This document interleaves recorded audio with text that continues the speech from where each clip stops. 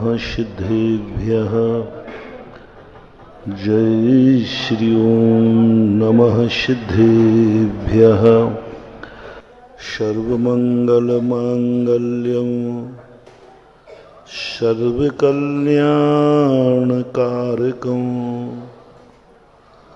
प्रधानं सर्वधर्माणां जैनं जयतु शासनं जैनं जयतु शासनं। पंच परमेष्टि भगवान की आचार्य श्री गुरुवर कुंद कुंद महाराज की आचार्य श्री गुरुवर विद्यासागर महाराज की जगत पूज्य निर्यापक श्रमण तीर्थ चक्रवर्ती मुनि पुंगव सुधा सागर जी महामुनि राज की जय। क्षुल्लक श्री गंभीर सागर जी महाराज की जय। दैनिक प्रवचनों की श्रृंखला में अपन उस रास्तों पर चल रहे हैं जो रास्ते हमारे अनजाने हैं। जाने हुए रास्तों पर चलना कोई बड़ी बात नहीं, और जो रास्ते हम जानते हैं वे आज तक किसी मंजिल पर नहीं पहुंचे।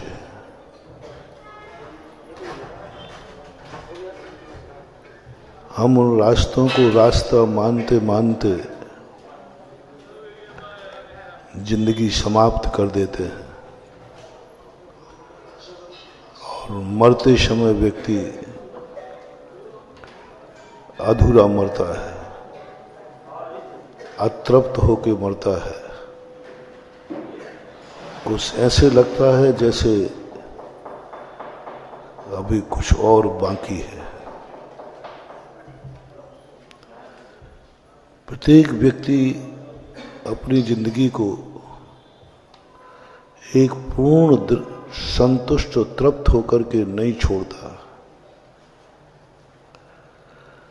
उसको ऐसा लगता है कि मैं पूर्णतः संतुष्ट हो जाऊंगा, लेकिन हो नहीं पाता। गर्मी के दिनों में जब तुम्हें प्यास लगती है तो पानी से पेट तो भर जाता है, लेकिन मुख में ऐसा लगता है कि गले की प्यास नहीं भुगती, पेट की तो भूख जाती है। पेट तो पानी से भर जाता है, लेकिन गला सूखा का सूखा रहता है।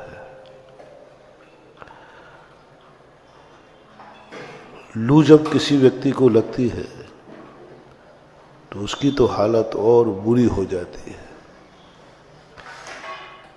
पानी पीने की इच्छा है, लेकिन पेट तो भर गया, पी नहीं पा रहा है। ऐसा ही इस जिंदगी में होता है। कुछ करने की इच्छा है, लेकिन अब करने लायक वो रहा ही नहीं है। कुछ चलने की इच्छा है, लेकिन वो चलने लायक। कुछ देखने की अभी इच्छा बाकी है, लेकिन वो देख ही नहीं, देखने लायक रहा ही नहीं, देखने लायक। कुछ ऐसा लग रहा है कुछ सुनना बाकी है, लेकिन वो सुनने लायक ही नहीं रहा।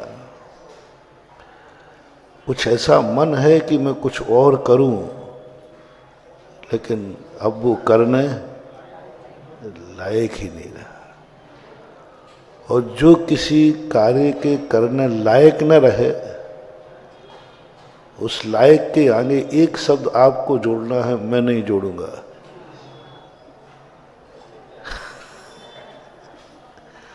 लायक के आगे एक ना शब्द जोड़ना है। आप लोग जोड़ लो तो अच्छा रहेगा।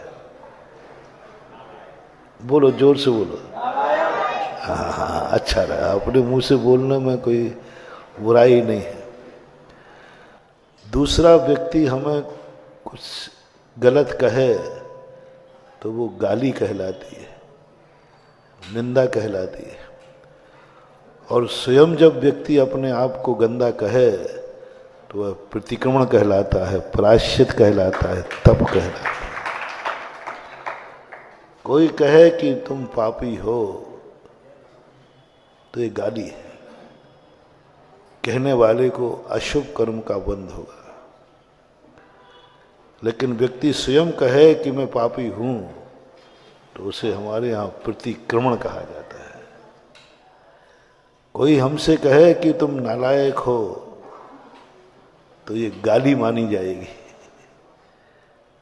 दुनिया निंदा करेगी कि आपको ऐसा नहीं बोलना चाहिए। वो ऐसा है ही है तो भी नहीं बोलना चाहिए। हमारे यहां कहा सत्य है, सही है, वो पापी है, लेकिन तुम्हें उसको पापी नहीं बोलना। वो किसी करने लायक नहीं है, लेकिन तुम्हें उसे नालायक नहीं बोलना। चोर है, लेकिन तुम्हें चोर को चोर नहीं बोलना, तुम्हें नहीं बोलना, क्योंकि तुम्हारे बोलने से वो सुधरने वाला नहीं और तुम्हें अशुभ कर्म का बंध और होगा। महावीर स्वामी का 10 भव पहले का जीव बहुत खतरनाक शेर था। वो खतरनाक। एक दिन वह सिंह की पर्याय में एक बहुत बड़े हिरण को जीवित पकड़ के फाड़ रहा था। बहुत खूंखार था, बुरी तरह वो हिरण तड़प रहा था, लेकिन उसको दया नहीं आई। 2 मुनिराज आकाश से निकले, उसने कहा ये तो बहुत खूंखार है, ये तो बहुत पापी है, बहुत बड़ा निर्दयी है। पर उन्होंने उसके लिए पापी शब्द करके संबोधन नहीं किया, दुष्ट करके संबोधन नहीं किया, हिंसक कह के संबोधन नहीं किया। बहुत बड़ी बात। ये दोनों आकाश मारे, पापी है, पाप कर रहा है, लेकिन उसे पापी करके संबोधन नहीं किया। उससे कहा हो भावी तीर्थंकर, हो भव्य जीव, हो आसन्न भव्य पुंडरीक। शेर कहता है मुझे तो आज तक किसी ने अच्छा कहा ही नहीं। मुझे तो देखकर हर व्यक्ति कहता है दुष्ट है, खूंखार है, सब प्रकार के बुरे भाव करते। आज एक कौन आ गया जो मुझे अच्छे शब्दों से संबोधन कर रहा है। शब्द समझ में नहीं आए उस शेर को, लेकिन गुरु की भाव भाषणा, गुरु की अंतर चेतना, साधु का जो अंतर चेतना होती है ना, वो बहुत बहुत बड़ी ताकतवान होती है। और साधु के अंदर जो वेदना होती है महानुभाव, वो बहुत खतरनाक होती है। महान आत्माएं शब्दों से नहीं बोलते, भगवान हमारे बोलते नहीं हैं, लेकिन उनकी अंतर चेतना से जो शक्ति निकलती है, अंदर चेतना से जो एनर्जी निकलती है, वो गंधोदक को, जल को शक्तिमान बनाकर गंधोदक बना देती है। पाषाण है, प्रतिष्ठा के पहले यही मूर्ति पे जल ढालने से गंधोदक नहीं होता। पाषाण के ऊपर जल ढालने से कोई ताकत नहीं आ जाती। आपके शरीर पे जल ढलता है, इतना गंदा होता है, इतना गंदा कि तुम अपने शरीर का स्पर्श किया हुआ स्नान के जल को स्वयं छूना पसंद नहीं करते, गंदा है। और वही जल भगवान की मूर्ति के ऊपर डल जाता है तो गंधोदक कैसे बन जाता है? क्या आ जाता है उसमें? क्या ताकत आ जाती है उसमें? वही जल घाव पे लग जाए तो घाव सड़ने लग जाता है, और वही जल भगवान की मूर्ति से निकल के आता है तो 700 कोड़ियों के कोड़ दूर हो जाते हैं। आखिर क्या है? 1 मिनट में क्या हो गया? वही जल कलश में भरा हुआ था, कोई ताकत नहीं थी, कोई एनर्जी नहीं थी, और मात कलश को उठा करके मूर्ति पर ढाला। मूर्ति का स्पर्श करते ही वो कहां से ताकत आ गई, वो करंट कहां से आ गया, वो एनर्जी कहां से आ गई? इतना ताकतवान हो गया कि मुनि महाराज भी उस गंधोदक को अपने सिर पे धारण कर लेते हैं। क्या है उसमें? हमें तो बाहर से देखो कुछ दिखा ही नहीं, कुछ दिखा ही नहीं, भगवान ने कुछ किया ही नहीं, ध्यान में बैठे। एक अंतर जगत होता है महानुभाव, एक बाहर जगत होता है, एक बाह्य शरीर होता है और एक अंतर शरीर होता है। संसारी प्राणियों का बाहर और अंतर शरीर एक हो जाता है, मिल जाता है, लेकिन साधु 2 शरीरों से जिंदा रहता है। एक बाहर का शरीर तो कोई ज्यादा कार्यकारी नहीं होता, बाहर के शरीर की ताकत तो तुम्हारी और हमारी बराबर है, कोई ज्यादा नहीं है। आपको भी सर्दी लगती है, मुझे भी लगती है, कांटा चुभेगा तो आपको भी दर्द होगा, मुझे भी दर्द होगा, मच्छर काटेगा तो तुम्हें भी तकलीफ है, हमें भी तकलीफ है, गर्मी पड़ेगी तो तुम्हें भी गर्मी लगेगी, मुझे भी लगेगी। लेकिन आप देखना, आपको यदि उतनी सर्दी लग जाए तो आप एक दिन कड़ाके की ठंड में बंद कमरे में बिना कपड़े के रात गुजारो, और -2 और हो, सुबह कमरे में मिलोगे कि अस्पताल में? और का ऊपर ही नहीं चले जाए। और वही ठंड में साधु 1 दिन नहीं, 2 दिन नहीं, पूरी सर्दी निकाल देता है। ये शरीर, इस शरीर की क्षमता है क्या? नहीं, ये तो कांप रहा है, ये तो दूसरा है। एक अंतरंग शरीर होता है, वो शरीर इतना पावरफुल बन जाता है कि इस शरीर की ठंड उसे संक्लेशित नहीं कर पाती। वो शरीर जो सूक्ष्म शरीर होता है साधु का, उसका निर्माण वो अपने ज्ञान से करता है, उसका निर्माण अपने ध्यान से करता है। उसे कई लोग होरा बोलते हैं, कई लोग आभामंडल बोलते हैं, कई लोग विल पावर बोलते हैं, कई लोग सूक्ष्म शरीर बोलते हैं, कई लोग भेद विज्ञान बोलते हैं।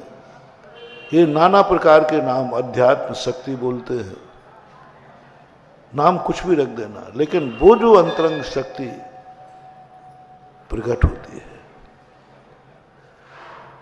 आशीर्वाद के लिए हाथ उठ गया, ये कोई ज्यादा कार्यकारी नहीं है, ये तो अभिव्यक्ति है। एक अंतरंग चेतना से करंट बहता है। ये हाथ उठाने का प्रावधान किसी शास्त्र में नहीं है। तीर्थंकर तो आशीर्वाद कभी देते ही नहीं, और हम लोग जो देते हैं ना, वो तुम जैसे मूर्खों को संतुष्ट करने के लिए हाथ उठाते हुए, नहीं, वो मानेगा नहीं, मानेगा नहीं, क्योंकि जब तक हाथ उठाया नहीं तुम्हें मानोगे। तो मैं हम लोगों ने सोचा ये कैसे टले, ये तो जाएगा ही नहीं। कल वाली बात, एक मिलना और एक टालना,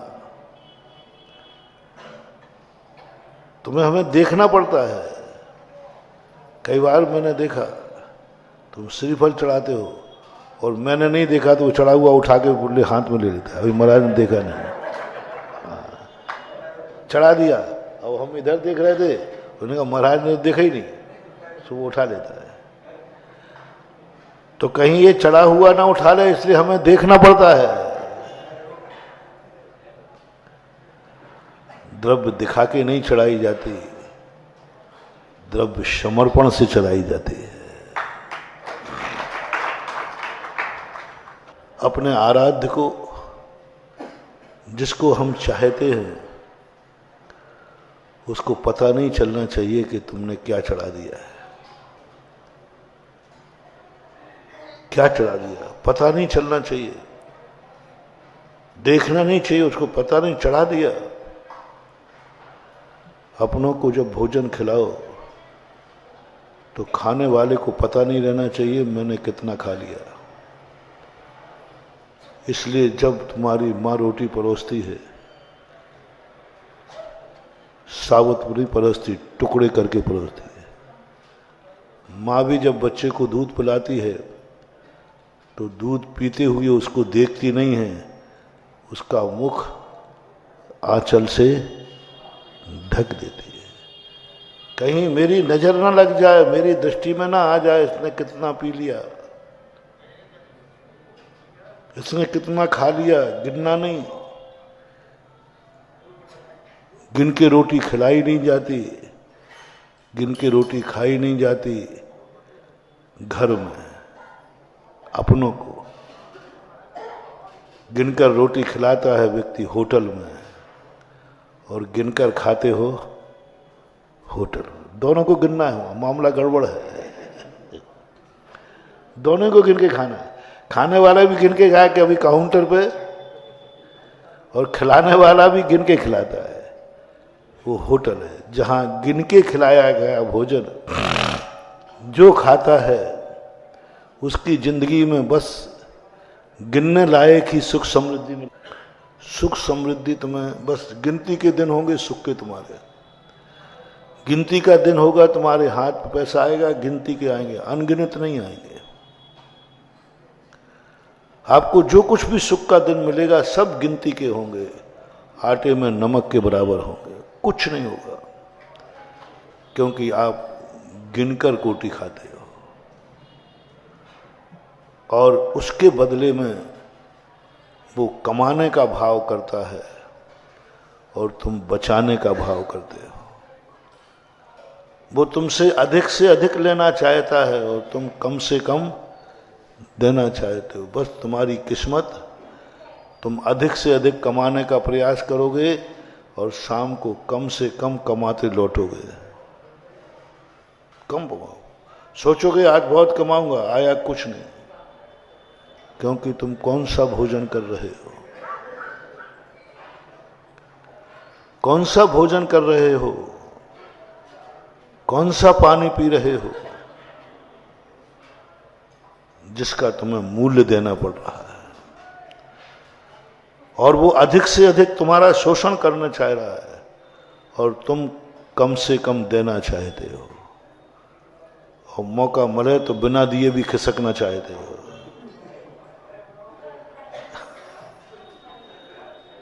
और वो सामने वाला मौका पड़े तो तुमने एक खाई है और दो के पैसा लेना चाहता है। ये जो भोजन का, पानी का बहुत बड़ा प्रभाव पड़ता है महानुभाव। पानी कभी खरीद के मत पीना। पानी का मूल्य जब से हो गया, आपको मालूम कि नमक पर जब बिक्री लगाई गई थी तो गांधी जी ने इसी के लिए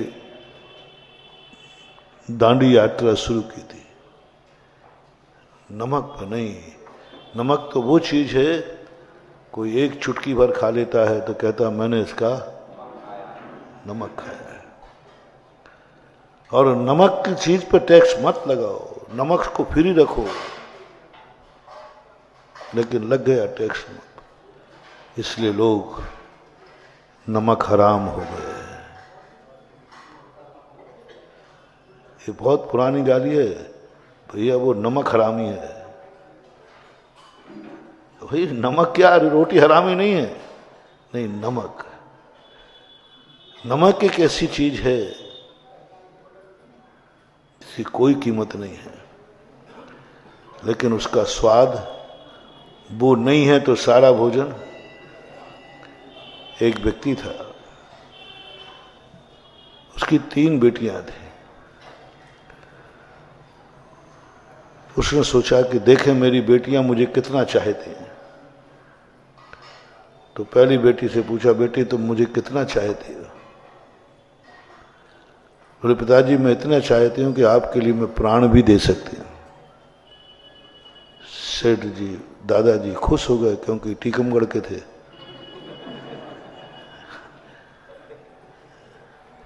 मैं बीच में इसलिए टीकमगढ़ का नाम ले लेता हूं कि जिससे ये प्रवचन सारी दुनिया में जाएंगे और सैकड़ों साल तक सुरक्षित रहेंगे, तो लोगों को ये पता चलेगा 100 साल बाद कि ये प्रवचन कहाँ दिया था और ऐसे लोग कहाँ थे।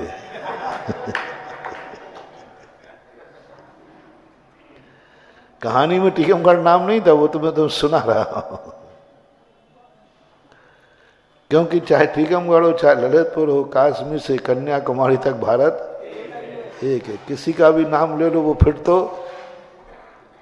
बड़े खुश हो गए वो कि बेटा तू मुझे प्राण दे देगी? हाँ फिर तो पापा मैं तुम्हारे लिए प्राण दे दूंगी, इतना चाहते। वो खुश हो गया, उसने गले की चैन उतार कर बेटी को दे दी। दूसरी बेटी के पास गए तो पिताजी मैं इतना चाहती हूं आपको कि 3 लोग की संपदा भी यदि मुझे आपके लिए निछावर करना पड़े तो हम वो भी निछावर कर देंगे, आप 3 लोग से भी बड़े हैं। खुश हो गए ना, बहुत खुश हो गए। तीसरी बेटी बहुत समझदार थी, वो पाठशाला पढ़ी हुई थी।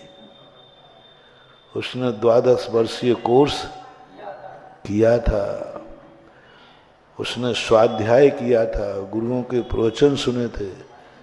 उससे पूछा बेटी तू मुझे कितना चाहती है? बोले नमक के बराबर। नमक के बराबर पिताजी मैं आपको चाहती हूं। अब बोलो कैसा लगेगा तुम्हें? पिताजी बहुत दुखी हुए, बहुत दुखी। बेटी मैंने तुझे पाल के बड़ा किया है, थोड़ी शर्म तो कर। मेरी चाहत, मेरी कीमत नमक के बराबर, नमक के बराबर। बहुत बुरा लगता है ऐसा। बोले पिताजी मैं जितना चाहती थी मैंने बोल दिया, नमक के बराबर। एक दिन उसकी बेटी की शादी हो जाती है, तीनों की। वो अपनी बेटी से मिलने गया, बड़ी मन मार के गया, क्योंकि वो तो चाहती तो है ही नहीं। कितना चाहती है? नमक के बराबर चाहती है। नमक की क्या कीमत। बहुत बढ़िया भोजन बनाया, सब कुछ बनाया, लेकिन उसमें एक चुटकी भर नमक नहीं डाला और परोस दिया। बोले बेटी ये कोई भोजन है क्या?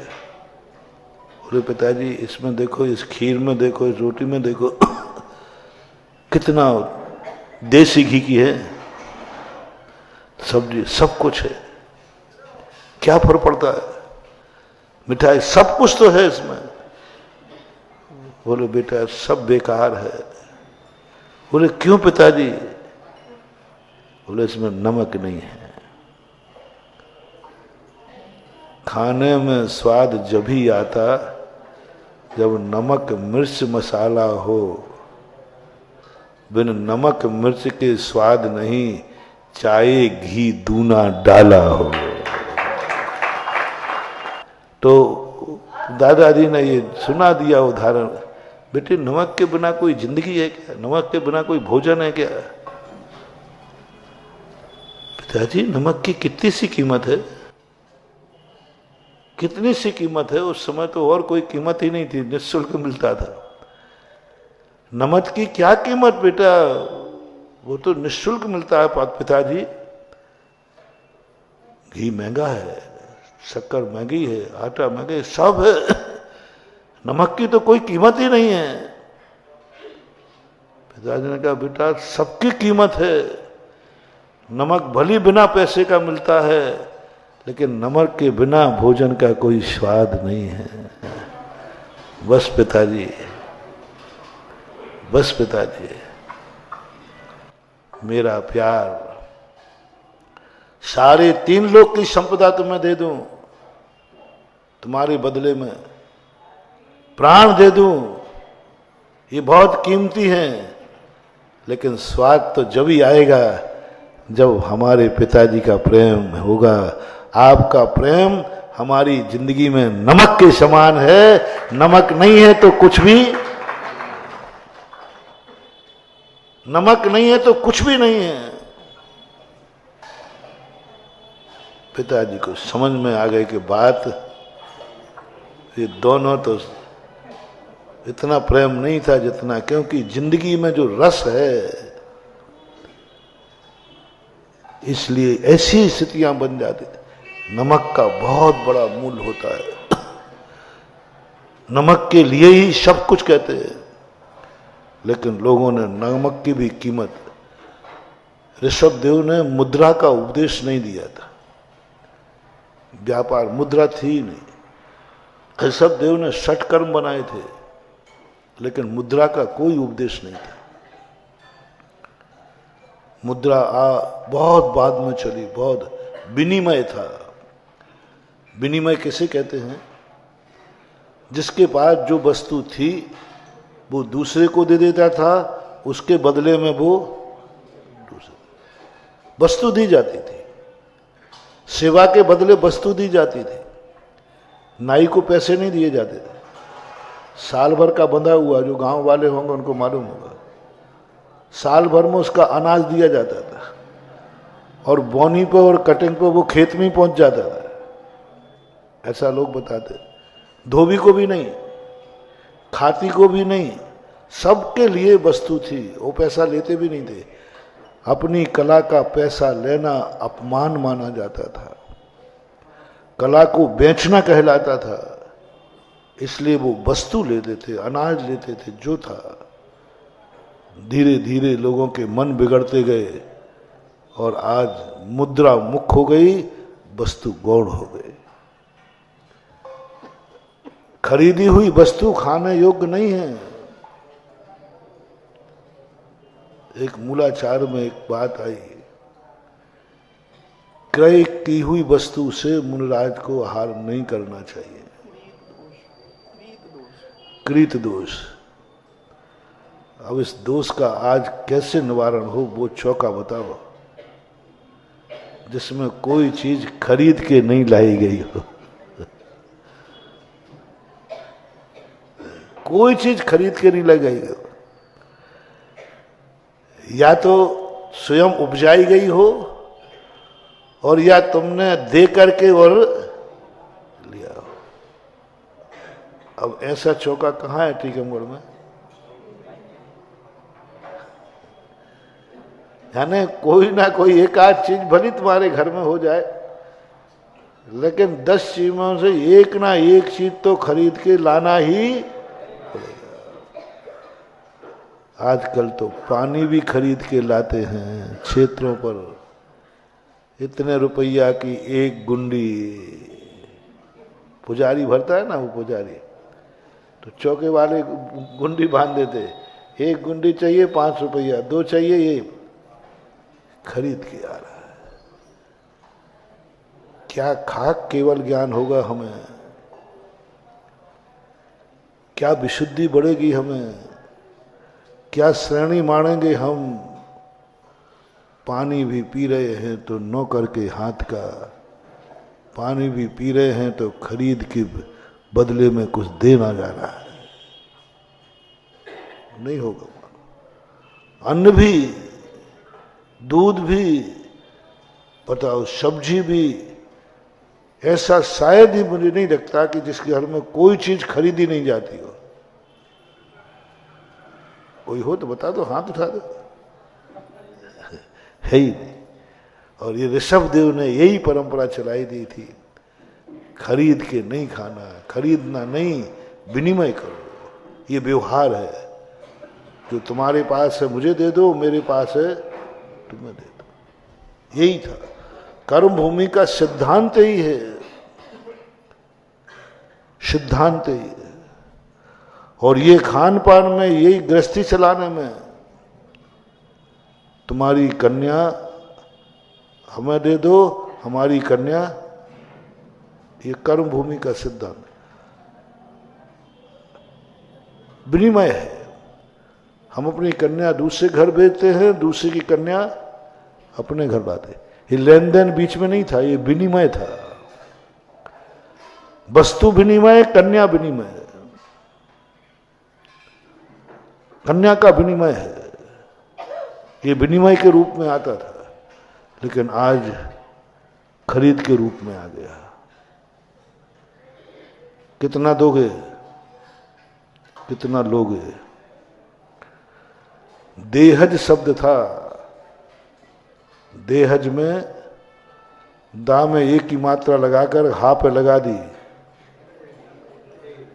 मूल शब्द है देहज। पूज्य जिनसेन स्वामी ने महापुराण के अंदर लिखा, विवाह का अर्थ है देहज का आदान प्रदान, देहज का। शरीर से उत्पन्न की हुई कन्या देना, शरीर से उत्पन्न की हुई कन्या लेना, थोड़ा सा अंतर करके दहेज बना दिया। और आज मुख कन्या नहीं है, मुख क्या है, पैसा मुख है। यहाँ कितना मिलेगा, कहाँ से मिलेगा, ये सब चीजें। इसलिए घर में लक्ष्मी नहीं आती है, खरीदी हुई कोई वस्तु आती है। वो क्या तुम्हें निहाल करेगी, वो तुम्हें निहाल नहीं करेगी, अपना सुख देखेगी, अपना स्वार्थ देखेगी। वो तुम्हारे संयुक्त परिवार में नहीं रहेगी, वो अपने सुख के लिए वृद्ध माता पिता को छोड़ करके भी अलग हो जाएगी, क्योंकि वो तो खरीद के लाई गई है, खरीद के लाई गई। मोल किया महानुभाव, मोल नहीं करना। जितने मेरे भक्त हैं, कुंवारे बच्चे हैं, उनके माता पिता हैं, एक नियम ले लो, हम बहू के बदले में घर में माताएं, सासुएं, बेटियां, स्वप्न में भी कभी भाव नहीं लाना कि मेरे घर में जो बहू आई है क्या दिया है। देखना ही मत, पूछना ही मत, घर में चर्चा भी नहीं करना कि मेरे बेटे की शादी में वहां से क्या क्या आया है, क्या क्या आया है, देखना ही नहीं। खोटा आया है, चोखा आया है, देखना ही नहीं। आया है कि नहीं आया है, ये विचार करना नहीं, विचार ही नहीं कर, सोचना ही नहीं। तुम्हारा घर बर्बाद हो जाएगा। यदि तुमने ये भी भाव कर लिया कि मेरे अंदर, मेरे घर में जो बहू आई है, इसके माँ बाप ने क्या दिया, देखना तो सही। और तुम्हारी सबसे ज्यादा गंदी आदत है, बुरा लगे तो 100 बार लग जाए। हाँ, लगे बुरा तो लग जाए। मुझे कोई तुमसे म्यारी का मूड़ा नहीं रखवाना है, लगे तो लग जाए, क्या बात है। साची कहना और खुश रहना। बहुत बड़ा मोटिवेशन दे रहा हूं महानुभाव, बहुत बड़ा मोटिवेशन। आपकी गृहस्थी अच्छी रहे, आपकी गृहस्थी इज्जत वाली रहे, आपके घर में भली खाने को हो ना हो, लेकिन घर की शान रहे। घर की दीवारें भी कभी न सुन पाए कि इनमें कोई राग द्वेष भी, भूखे सो रहे हैं सब, लेकिन किसी को पता नहीं। सारे भूखे हैं और बाहर से कोई व्यक्ति आया तो हर व्यक्ति डकार ले रहा है और पेट में कुछ है नहीं और डकार ले रहा है। ऐसे घर होते हैं। विनिमय करो, लेन देन करो, व्यापार मत करो। कुछ नहीं, कोई देखे तो क्या देख रहे हो, क्या दिया उसकी मां ने, क्या लेके आई है? कुछ नहीं, देखना नहीं, उठा के पटक दो एक तरफ, आंख बंद करके रख दो, सोना चांदी है तिजोरी में पटक दो। आया है तो क्या आया है ये भी सोचना ही नहीं, बस मेरी तो ग्रह लक्ष्मी बहू आई है, इसको आंख फाड़ के देखना, इसको सोचना, इस पर विचार करना, वहां कोई आपत्ति नहीं है। लेकिन वो क्या लाई है साथ में, इस पर विचार नहीं करना, चर्चा ही नहीं, मन में भी भाव नहीं लाना। और बोलो आज क्या होता है तुम्हारे घरों में? सभी लोग सोचना, झूठ मत बोलना। थोड़े से बहू से झगड़ा हुआ तो सासू सबसे पहले क्या उलायना देती है? मुझे मालूम है, बता दो चुपचाप, क्योंकि मेरे पास जितने केस आते हैं, इतना टॉर्चर करती हो तो कई बार बहू सुसाइड कर लेती है। ये केस आते हैं मेरे, मुझे तो तुम ही लोगों से पता चलता है। क्या दिया है? कोई थोड़ा सा उसने मांग लिया तो शायद, हाँ तेरी मां ने मान के रख दिया था क्या? है क्या लेके आई? बर्बाद है अब तुम्हारा घर। एक बार तुम्हारे मन में भाव भी आ गया, क्या मांगती है, क्या लेके आई? तेरी मां ने कोई बख्शिश दिख दी क्या? चलो ये तो सासू के हाल है, तुम तो पति हो ना उसके, तुम भी झगड़ा करते समय यही बोलते हो, तेरी मां ने कौन सी जन्नत दे दी है, कौन सी बख्शिश दिख दी? बेटा भीख मांगोगे, कर्जे में डूबोगे, और अंत में तुम्हारा कोई साथ देने वाला नहीं, कोई साथ नहीं। कभी भी धन दौलत से बस एक ही बात सोचो, मुझे कुछ नहीं चाहिए, एक शब्द कहना सोचो। दुनिया माने या नहीं माने, मैं अपने भक्तों को जो मुझे थोड़ा भी मानता है, नमोस्तु करता है, उससे कहना चाहूंगा, कभी भूल करके मत कहना मुझे कुछ नहीं चाहिए, मुझे तो बहू चाहिए, बस। पहला शब्द निकालो, पहला शब्द निकालो, ये मुझे कुछ नहीं चाहिए, आज बहू चाहिए। देखो ये शब्द बोल करके लाना,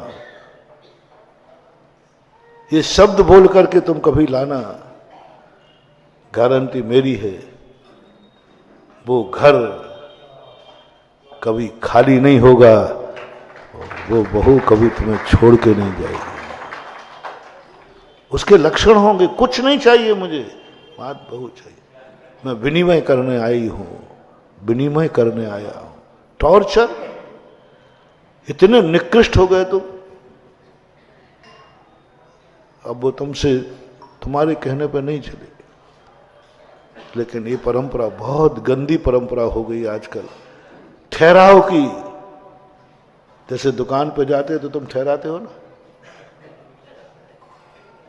लड़की पसंद है, सब कुछ है, रिश्ता किस लिए टूट जाता है? कितने परसेंट मान लो, बच्ची पसंद है 100% की, सब कुछ हो गया, बात किससे बिगड़ जाती है? लेकिन कितना दोगे भाई, कितने का इंतजाम है? कितने परसेंट मानो टीकमगढ़ में जो लेन देन के कारण से संबंध टूट जाते हैं, और कितने लोग हैं जो लेन देन के पूछे बिना विवाह कर लेते हैं? कितने का हिस्सा, कितने का विचार है? तुम नहीं पूछोगे,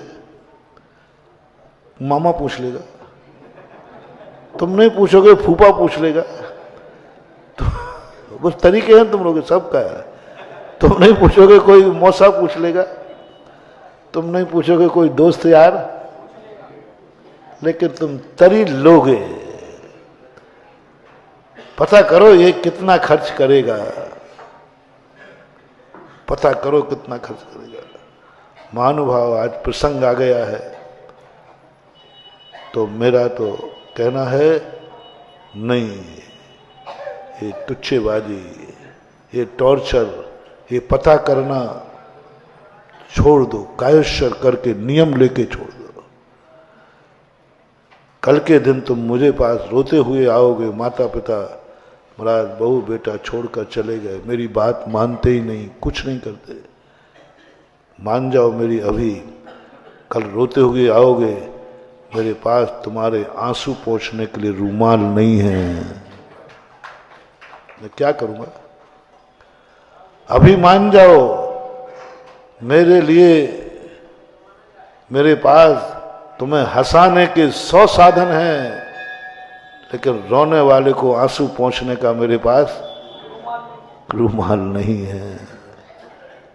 नियम कर लो कि नहीं, ये पूछा पाछी नहीं होगी, भाव ही नहीं करना कि तुम कितना दोगे।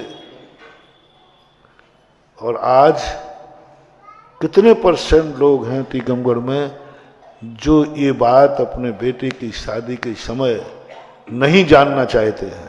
परसेंटेज बताओ जल्दी। जो ये जानना नहीं चाहते हैं कि सामने वाला कितना खर्च करेगा, ये जानने का भाव कितने % लोगों में आता है? डरो मत, वो तो चोर चोर मौसरे भाई बैठे हैं सब। हाँ, कोई एक को कहना भर है, मुझे तो 100% दिख रहा है। जानने का भाव। तुम नहीं कहोगे तो देवियों में तो कुछ पूछा है कि नहीं? चलो 5% छूट देता हूं। कितने % लोग माने जो पहले से तय कर लेते हैं, इतना तो आपको करना ही पड़ेगा? 50% मान लेते हैं। कितने लोग हैं जो उसमें कमी आने पर, कुंडली मिल गई, पसंद आ गया, सब कुछ सही है, लेकिन दहेज में कमी आने पर तोड़ देते हैं। सब कुछ सही था, मात्र लेन देन में चर्चा हुई, वो मन माफिक नहीं हुई, इसमें 25% मान लेता। कम मान लें? नहीं, 10% तो हो गया। कुड़कुड़ तो करोगे अंदर अंदर थोड़ा खींचातानी करो, बढ़ाओ। दुकान पे होता है ना, हमारे यहाँ व्यापार बहुत अच्छी चीज थी। ऋषभदेव ने जिस चीज का उपदेश दिया हो वो कभी गलत हो ही नहीं सकता। अवध ज्ञानी थे, तीर्थंकर थे, लेकिन आज व्यापार सबसे ज्यादा बेईमानी बढ़ गई। क्या होता है? शेयर करना, क्योंकि मैं सुनी कहता हूं, तुम करी करते हो। ग्राहक दुकान पे आया और 500 रुपए का माल है, तुम कहां से शुरू होगे? 500 तक में तुम दे दोगे, उसमें भी प्रॉफिट है, लेकिन शुरू कहां से होगे? 800 से 1000 से शुरू हो गए। वो भी कलाकार है, वो 100 रुपया से शुरू होगा। जो तुमसे कह गया वही उससे कह गया, जो तुमसे कह गया वही उससे कह गया। वो 100 से शुरू होगा, तुम 1000 से। बस अब देखना, ये है पाप, ये है मायाचारी। इस समय यदि आयु बंद हुआ तो मर करके बगला होगे, बगला। दोनों बगला होगे। तुम्हें भी मालूम है कि 500 तक दे देना है, उसे भी मालूम है कि 500 तक, लेकिन दोनों बेईमानी कर रहे हैं। ये ऋषभदेव इसके खिलाफ थे। और फिर जो तुम लोग में लेन देन चलता है, देखो भाई, 1000 रुपए से कम तो आप मिल ही नहीं सकता, बाजार में पूछ लो। मैं कहता साहब 100 रुपए में देना हो तो बोले थोड़ा सोचो, कहाँ 1000 और कहाँ 100। फिर तुम कहते हो अच्छा ठीक है, लागत मूल्य पे सही, तुम हमारे लगे हुए हो, 900 में नक्की करो। वो भी कलाकार है, वो कहता साहब हम और दुकान पे कभी गए नहीं, कोई बात नहीं 200 में नक्की करो। 100 रुपये बढ़ते, फिर कहोगे देखो मैं सौगंध करूं 800 से कम में तो हो ही नहीं सकता, तुम्हारी कसम भगवान की भी कसम खा जाओ तो कोई बड़ी बात नहीं। वो भी कहे कि देखो साहब 300 में नक्की करना हो तो कर दो। अंत में दोनों का अंत देखना कैसा होता है। देखो भाई तुम अपने लोग हो, अब क्या तुम्हारे हम घाटे में सही, हाँ उनका ब्याई जी है घाटे में सही, पढ़ता तो नहीं है, देखो इससे कम तो पढ़ते ही नहीं, घाटे में सही, लेकिन अब तुम भी क्या कहोगे 600 रुपये में। वो भी कहता है देखो साहब मेरे पास तो और पैसे है नहीं, बच्चों को और सामान लेने आया था, चलो तुम भी क्या कहो सेठ जी और सामान कल खरीद लेंगे, 400 में नक्की करो। और अंत में दोनों कहां पट गए। ये जो 15 मिनट का जो है ये है पाप, ये है खतरनाक। व्यापार खतरनाक नहीं है। ये जो मायाचारी चली, तुम्हारा सोच क्या था अधिक से अधिक खींचना, और उसका सोच क्या था अधिक से अधिक, वो सेठ को ठगना चाहता है, तुम ग्राहक को ठगना चाहते हो, दोनों बेईमान हो। उस समय आयु बंद हुआ तो मर करके बगला बनोगे।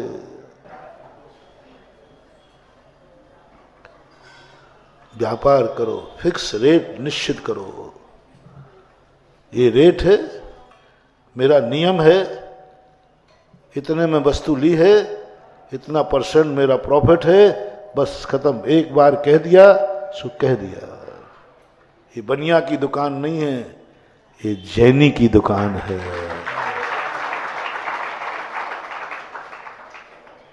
और मैं भी कोई बनिया बन के लेने नहीं आया हूं, जैनी बन के आया हूं।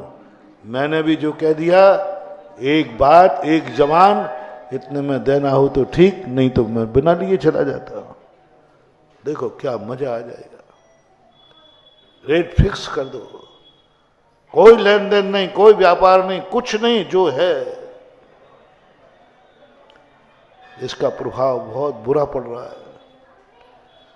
तुम्हारे ऐसे व्यापार से कमाया हुआ धन खा करके तुम हमें आहार देने आते हो, मुझे भी चौके में दुकानदारी करना पड़ती है। गजब, मैं घबरा जाता हूं। हम सोचते हैं कि भाई रात्रि भोजन त्याग दे तू जीवन भर के लिए, और महाराज जी जीवन भर के लिए, महाराज जी कुछ कम करो ना। मैंने जीवन भर के लिए कहा, वो 8 दिन से शुरू होता है। ये यथार्थ है, यथार्थ।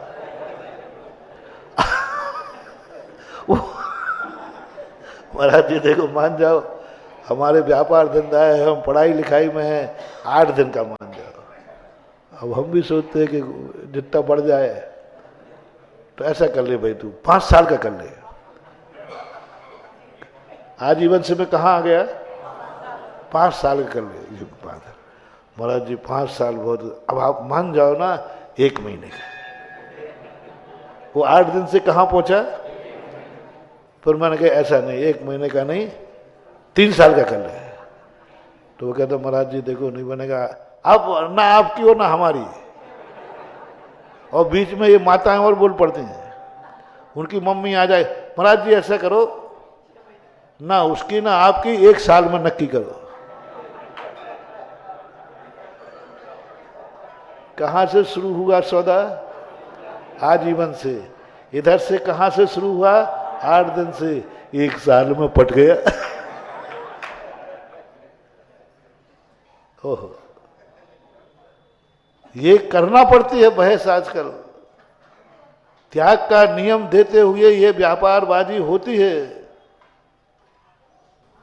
अब मन करता है तुम्हें जो करना करो, मैं तो अब बोलना ही बंद कर दिया। 8 दिन का त्याग हो तो तुम्हारी मर्जी, और साल भर का त्याग हो तो तुम्हारी मर्जी। कौन वहां सौदाबादी करता रहे? कहीं आयु मायु बंद हो गया तो हमारे कबाड़ा और हो जाए। प्रभाव पड़ रहा है मानो, जैसा खावे अन्न वैसा होवे मन। अपना प्रसंग चल रहा था विनिमय का। हर चीज में ठहराव नहीं करना। हर वस्तु में अपन को मंदिर की वस्तु कम मिले या न मिले, लेकिन अपन को उसका अवमूलन अनमोल करना है। अनमूलन नहीं करना, अवमूलन नहीं करना। क्या करना है? अनमोल करना है, चाहे हमें मिले या न मिले, उस महिमा को देख करके। तो ऐसा होता था व्यापार। इसलिए अपन 2 बातें कह रहे थे। एक तो कभी भी कोई भी वस्तु का धार्मिक में अपने स्वार्थ से मत टकराना। दूसरा, वो कन्या की बात 2 बातें कह रहा था, कभी मोल करके मत लाना। आज सबसे बड़ा दोष जो बता रहा था, यही दोष हो गया।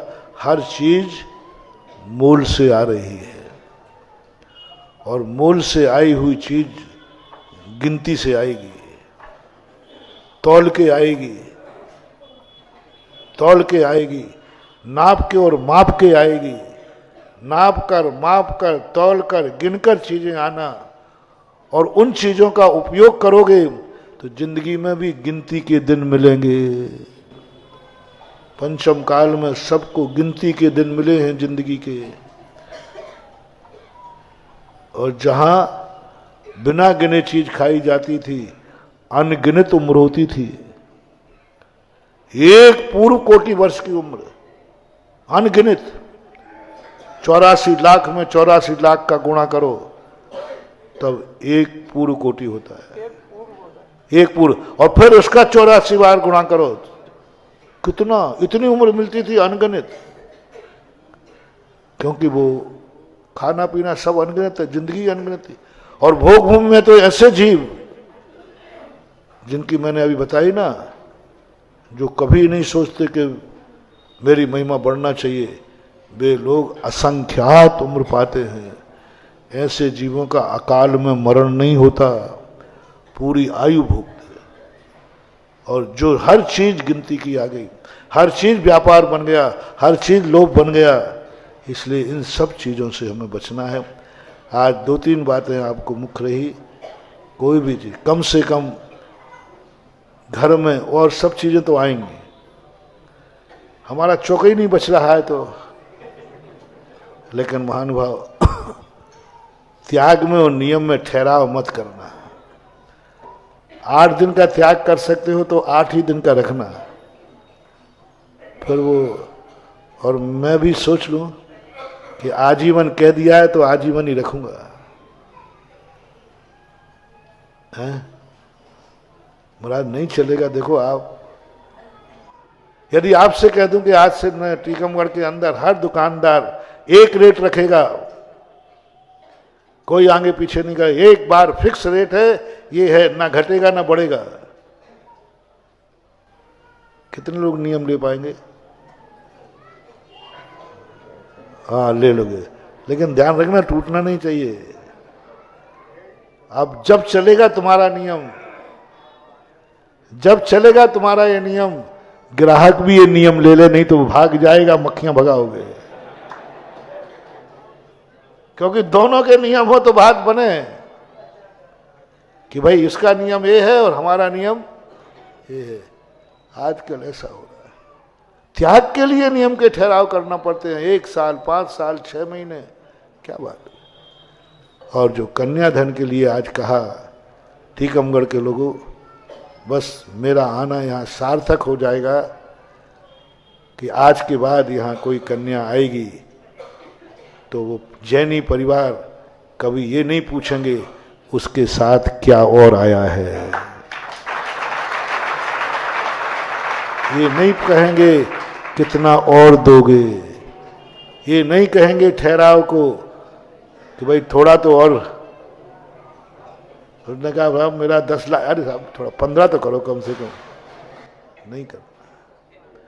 5 तुम बढ़वा भी लोगे एक दिन वही कन्या तुम्हें 50 लाखों से रोड पर ला देगी, तुम अकेले बच जाओगे। तुम 5 का लोभ मत करना, बाकी पूर्ति मैं आशीर्वाद से कर दूंगा। मत ठहराओ, मत नियत खराब करो, भीख मांग लो, मजदूरी कर लो, लेकिन घर में कन्या आएगी, उसके साथ क्या आया है इस पर ना डायरेक्ट ना इनडायरेक्ट और मन में भी भाव नहीं लगा। वो कन्या जिंदगी भर तुम्हारे पैर धोएगी, गुण गाएगी। मुझे ऐसी ससुराल मिली जहां एक नरियल पे लेके आ गए, क्योंकि उसको अपने बाप की हैसियत मालूम है। और ध्यान रखना, मुझे तो नहीं मालूम, और खास तौर से जैनी की बात कह सकता हूं, ऐसी कोई माँ बाप नहीं है जो अपनी बेटी को शक्ति से ज्यादा देकर विदा न करते हो। मेरा सोच है, हो ही नहीं सकता है जैनी माँ बाप जो अपनी बेटी को शक्ति छुपा के विदा करे। हर माँ बाप जितनी शक्ति होता है बेटी को देने का भाव करता आ रहा है, कर रहा है और करेगा। ये तो विश्वास है, पर जैनी का तो कम से कम विश्वास है। कोई नहीं चाहता कि बेटी को सूखे हाथ करूं, अब शक्ति नहीं है बेचारे की तो क्या करे, देता ही है वो। और तुम्हें इस प्रकार की परिणति करना है। आप इतने ही कह के मालूम करता हूं। महावीर भगवान की जय।